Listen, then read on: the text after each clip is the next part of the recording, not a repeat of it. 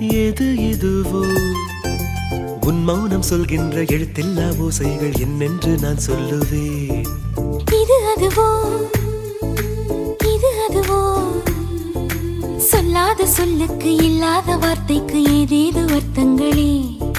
பெண் தோழன் நான், ஆண் தோழி நீ, நட்புக்குள் நம் காதல் வாழும்.